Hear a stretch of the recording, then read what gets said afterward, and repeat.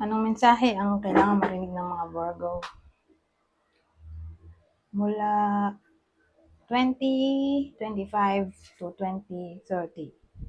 Pwedeng nangyayari na to o mangyayari pa lang. Kung hindi man para sa inyo itong magiging reading, di baka para sa someone na malapit sa inyo o sa someone na kakilala nyo mismo.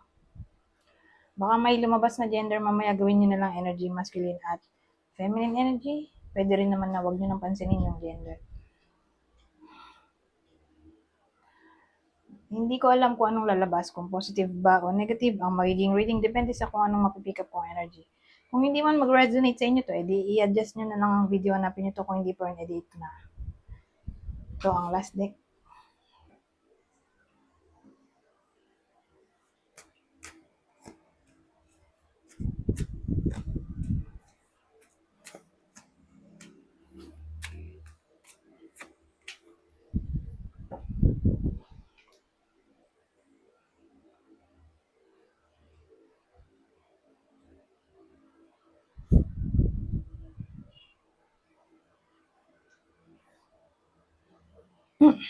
Well, ang dating sa akin, nahihirapan yung iba sa inyo na i-manifest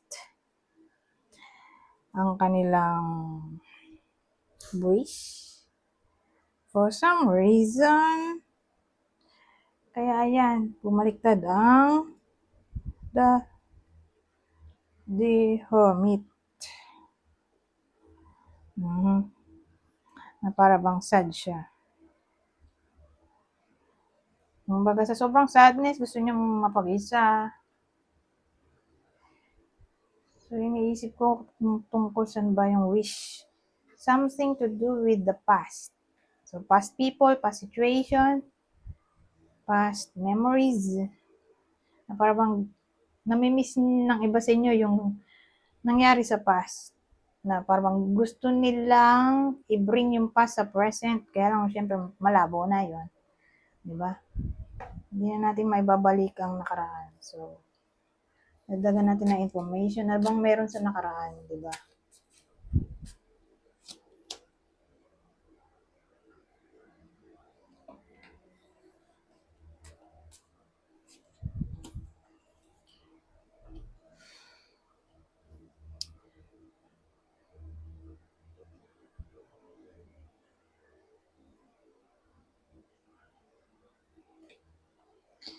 Kasi ang nangyari sa past, mukhang relationship to eh. Na, yun nga, nag-turn sour o sour. Kasi, ewan ko, bumaliktad na to eh. Itong Ace of Cups natin. So, dati, siguro masaya. Masaya pa ang samahan. Kaya lang nga, biglang may dumating na unos. Kaya, ayan, bumaliktad tuloy yung Ace of Cups.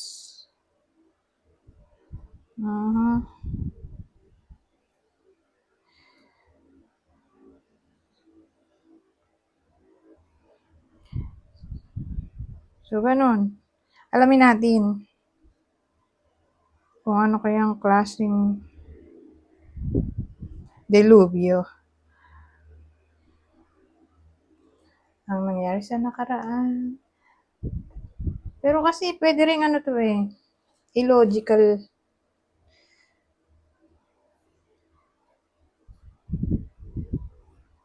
Parang not worth having na yung nangyari sa past. Pero nag-yearn pa rin yung iba sa inyo na i-bring ang past sa present.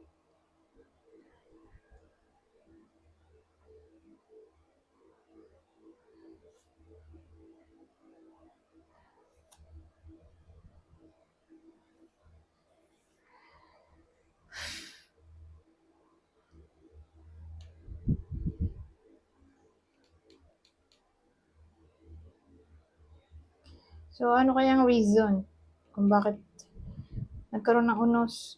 So, from upright, naging reverse na parang wasted feelings. Nasayang, natapon na feelings. Ano kaya to?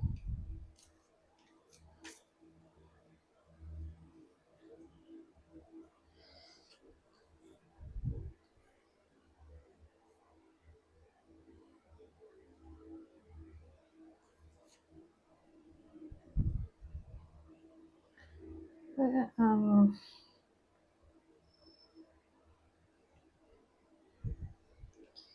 nang dahil siguro sa pera o kawalan ng communication o career o pwede rin health problem. Kaya naghiwalay. Kumbaga dahil doon, hindi na sila nagpansinan, masyadong mabigat yung nangyari. Pero wala namang cheating eh. Ano lang siya, pwedeng career, money, communication, health problem. Yun, alin man doon. Yun yung naging ugat ng problema. Nagka-problema sa mga yon yung apat. Whether nangyayari na to o mangyayari pa na.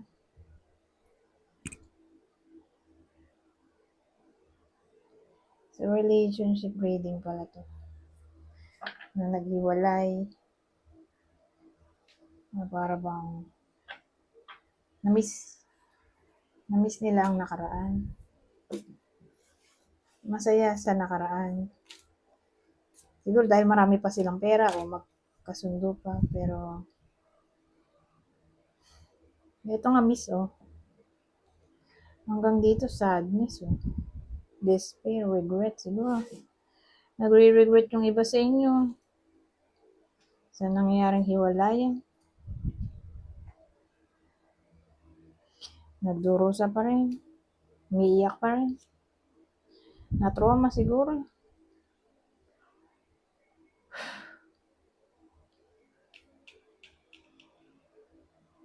Pero relationship to. Na-miss nila yung ex nila. Mukhang masaya sa nakaraan pero nga, ganoon naman talaga eh. Di ba? Sa umpisa lang masaya. Tapos ending, wala na.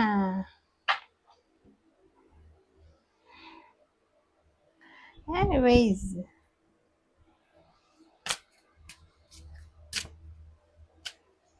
Anong advice sa ganitong sitwasyon? Kasi ano eh, hindi na mahalaga na i-bring pa yung past sa present. Kasi nagiging illogical yung tao dito. O irrational. Lalo na kung masakit yung nangyari. Hindi na advisable na sariwain pa ulit yung sugat. Parang hihiwain mo na naman yung sugat. Naghilom na eh, di ba? So, siguro advice ay mag-move on, ano pa?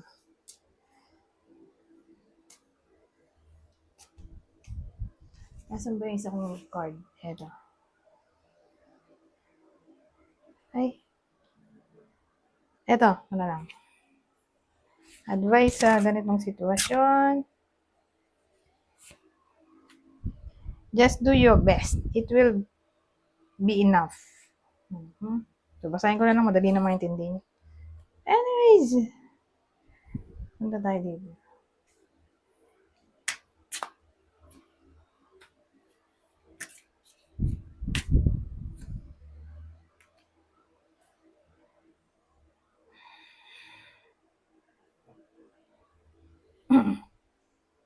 So, anong senaryo? Ang meron dito, reattachment. Baliktad. Di detach na yan. Ito, toxic. Baliktad. Di healing. So, sa madaling salita, ina-advise sa 5 years na to, kasi 5 years reading to, next 5 years, na i-detach na ang sarili sa something na toxic para, siyempre, makapag-heal na, di ba? Kung alam nyo sa sarili nyo, toxic, move on na. Parang yung kanina sa tarot kanina, umulit yung kanina. Yung parang kanina dun sa tarot, na nag-yearn pa sa past, hindi naman natin maibabalik na yon at dahil nakaraan na. Hindi na natin pwedeng ibalik yan sa present. Kaya kailangan na talagang i-detach ang sarili doon o i-let go na fully o totally. Kasi useless na eh.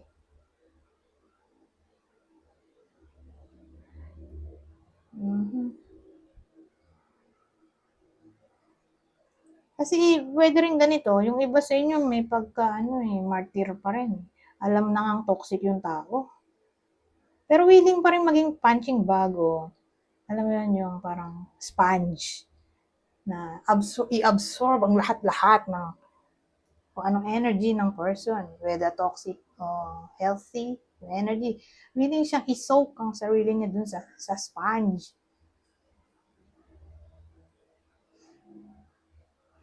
Which is unhealthy, nakadrain ng energy,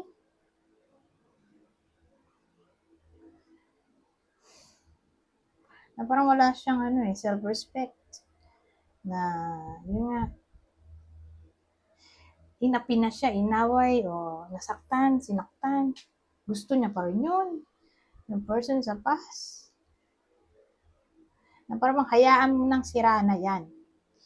Huwag nang ayusin. Sira na yung connection na yan, huwag nang ayusin. Hindi na worth it.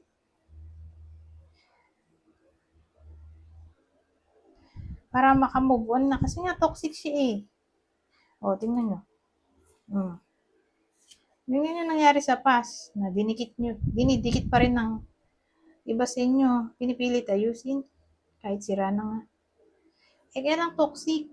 Kaya ngayon, ang advice ay i-detach na fully. Hayaan ng sira, wag nang ayusin.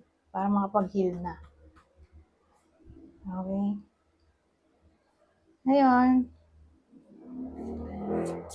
last.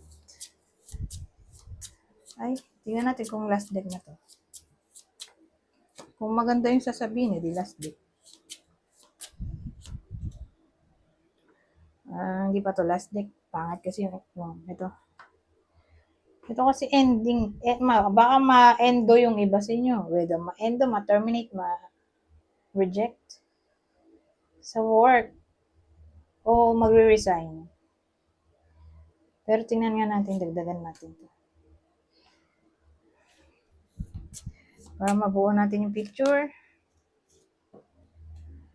Well, nung binunot ko isa pa, na iba yung kwento.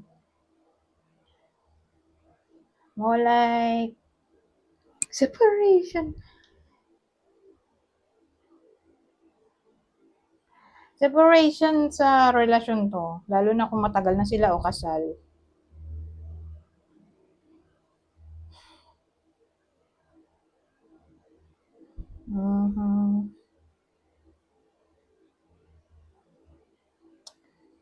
Ganun eh, parang siyang unexpected.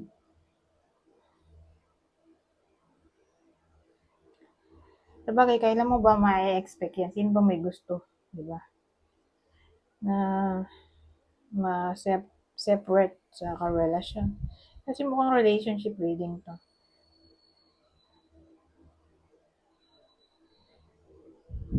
Tingnan pa natin, baka maiba pa yan. Dagdagan natin, last na. Last na talaga.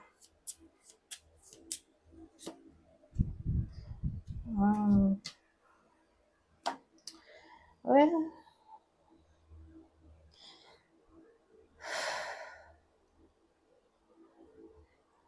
relationship reading talaga to.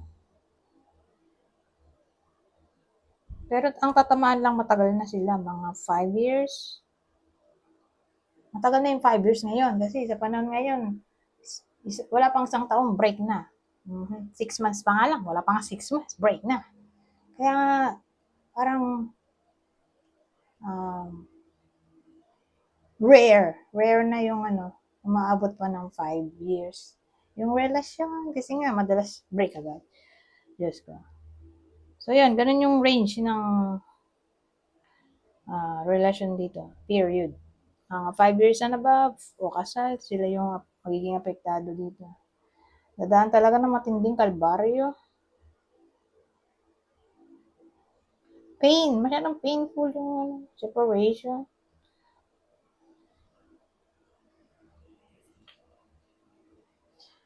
So, iniisip ko,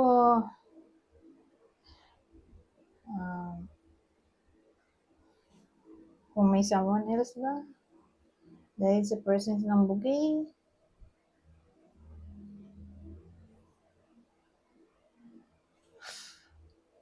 o pwede rin namang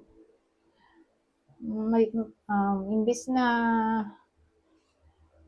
ikalungkot nyo, magiging thankful pa kayo sa universe na finally nakawala na kayo sa ganitong katoxic na sitwasyon. Itong combination na to, ano to? Card ng, ito, sabihin natin misfortune, crisis, as in difficulty. Na ito nga, parang magpapasalamat pa kayo na finally, nakawala na kayo. Kasi madidrain yung energy nyo dito. Ito something stable. So, yun lang naman naisip ko. Kasi, tas na partneran nito. So, naisip ko, relationship to, hindi career. Ayun nga, madidrain ang energy nyo. Magkakasakit din, parang ganun. Nagkukos na ng health problems na mas better na maghiwalay na lang. So, para malaman nyo kung tatamaan ba kayo ng reading na to, ito yung partner dito ng Virgo. So, again, next 5 years pa to. Pisces, Capricorn. So, dahil negative siya, kuha pa tayo ng Oracle card. Basahin ko na lang to.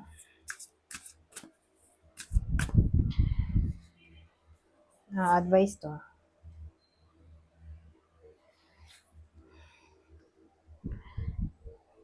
Thank you, universe, for helping me see beyond the limits of fear. Thank you for expanding my perceptions so that I can see what is of the good, what is of the highest good. So, ito na nga yung thank you kayo dito.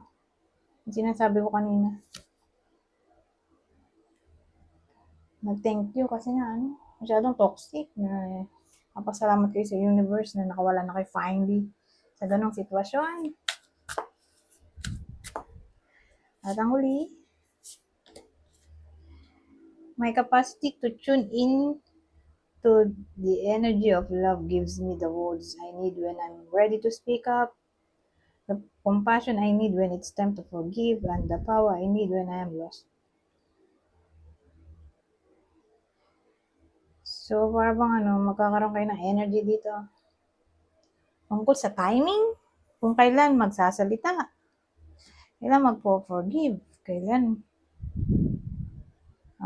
magiging ng power.